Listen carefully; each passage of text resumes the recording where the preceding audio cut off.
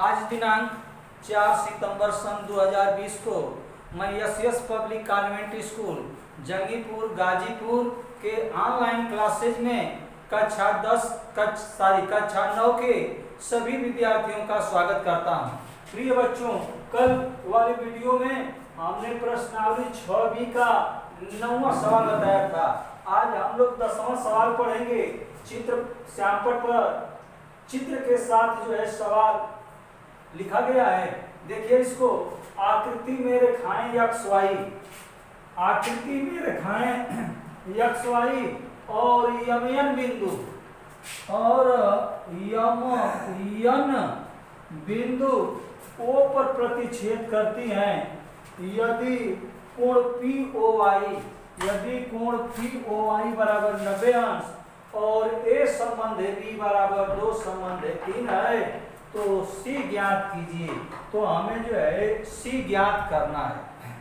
चित्र से देखिए, यहाँ जो है चौकोर ऐसे चिन्ह बना दिया जाता है तो यह जो है 90 अंश का प्रतीक होता है। यहाँ 90 अंश न लिखा गया हो और चौकोर चिन्ह ऐसे प्रतीक में बना दिया गया हो तो इसको हम हमेशा जो है 90 अंश मानते हैं।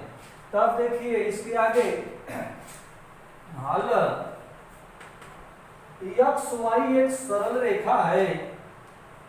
XY एक सरल रेखा है।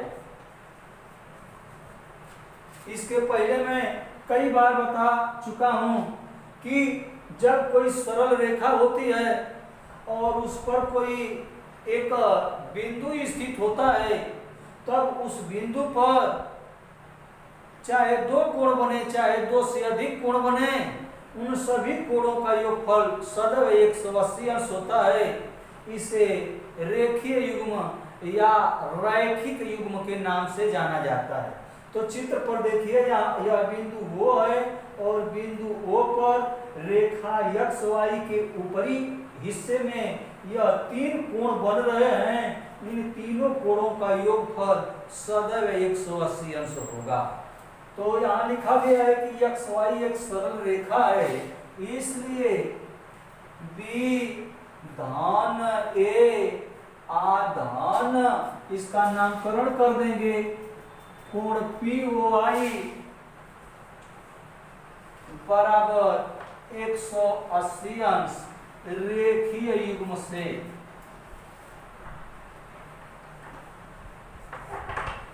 अब या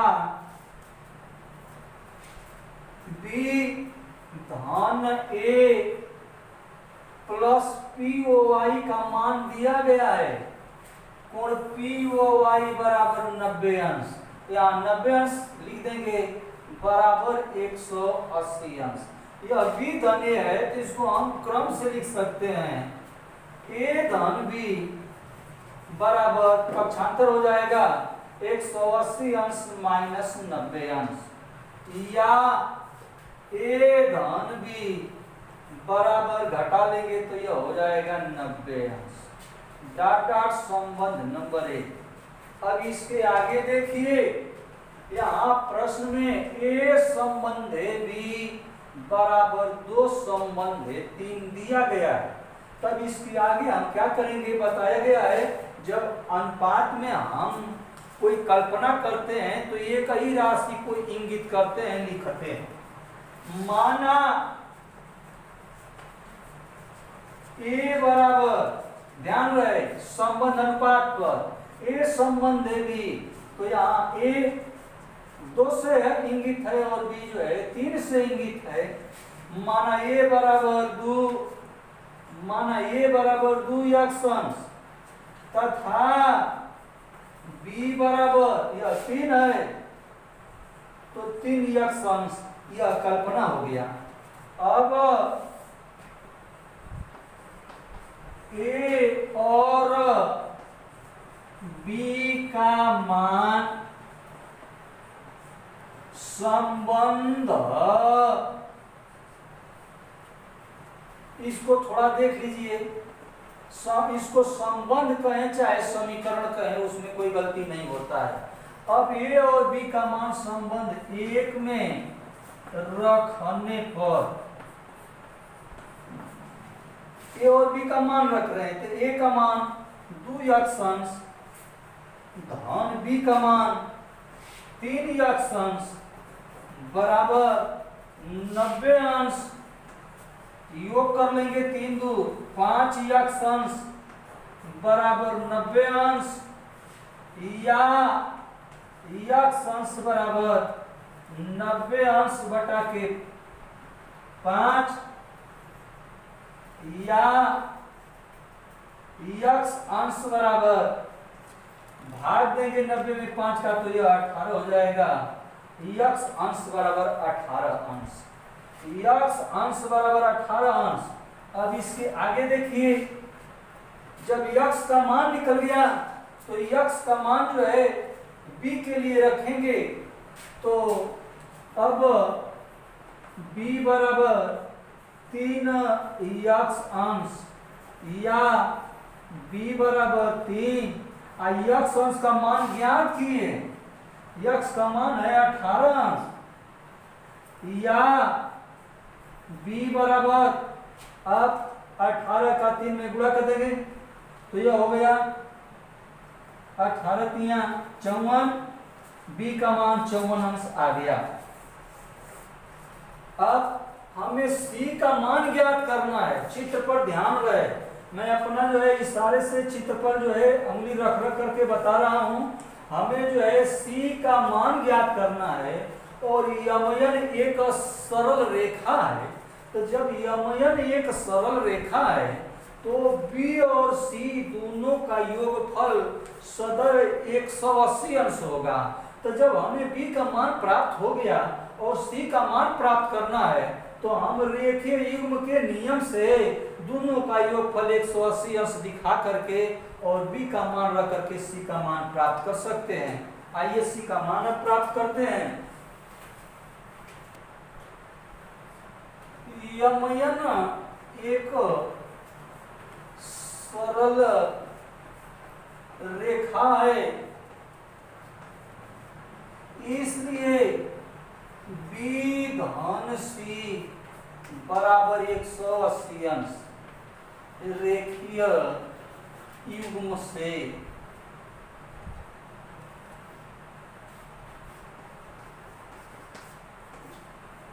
या b का मान 54 अंश ज्ञात कर चुके हैं, उसको रख देंगे। धन कोण c बराबर 180 अंश या c बराबर 180 अंश माइनस 54 अंश या c बराबर घटा लेंगे, 10 में से 4 घटाएंगे 6, 7 बच गया, 7 में से 5 घटाएंगे 2 और यह जो है 1 बच गया, 126 अंश। इस प्रकार हमें कोण C का मान प्राप्त हुआ। यही हमारा अभीष्ट आंसर है। 11वां सवाल देखिए, आकृति में कोण PQR बराबर कोण PRQ, PQR यानी यह कोण Q बराबर कोण PRQ यानी कोण R, यह दोनों कोण आपस में बराबर हैं। तो सिद्ध कीजिए कि कोण PQS यानी यह Y को बराबर कोण PRT, यह बाहर वाला कोण दोनों आपस में बराबर होगा। यही हमें सिद्ध करना है। आइए इसको हम लोग हल करें। हल यहां देखिए, यष्टि कहें चाहे QR कहें चाहे SR कहें, वही रेखा है। इसको जो है चाहे जिस प्रकार से हम कह लेंगे उसमें कोई गलती नहीं होगा। यष्टि एक सरल रेखा है, इसलिए चित्त पर ध्यान रहे, यष्टि एक सरल रेखा है, इसलिए कोण PQR इस कोण का और कोण PQS इस कोण का, दोनों कोणों का योगफल सदैव 180 अंश होगा रैखिक युग्म की नियम से। तब आप लिखेंगे कोण PQR धन कोण PQS बराबर 180 अंश डॉट डॉट संबंध नंबर 1 हिंट दे देंगे रेखीय युग्म से। रेखा गणित में जो नियम लगाते हैं उस नियम को दाहिनी ओर कोष्टक में लिखा जाता है। उस नियम को लिखने से नंबर में कटौती नहीं होती है। अब आगे पुनः यष्टि एक सरल रेखा है, इसलिए ध्यान दीजिए यहाँ बिंदु Q पर दो कोण बन रहे हैं, इन दोनों कोणों का योगफल 180 अंश संबंध नंबर 1 में दिखाया गया है। इसी प्रकार से यहाँ बिंदु R पर दो कोण बन रहे हैं, इन दोनों कोणों का योगफल 180 अंश होगा। इसलिए कोण PRQ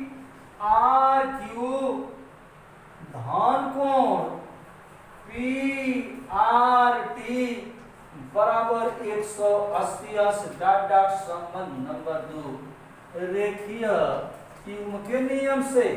अब आगे देखिए संबंध 1 और 2 का दोनों का दाहिना पक्ष आपस में बराबर है।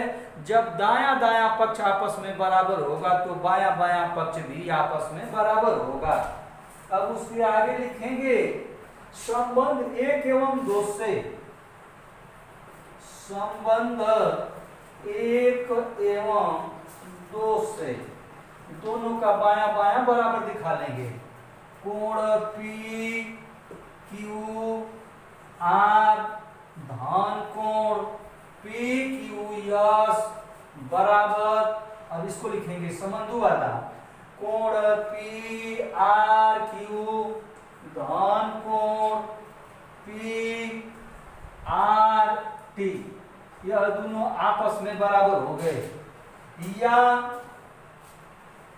अब ध्यान दीजिए, इसमें ध्यान देने वाली बात है, इसमें दोनों पक्षों में दाएं और बाएं पक्ष में दो दो कोण हैं।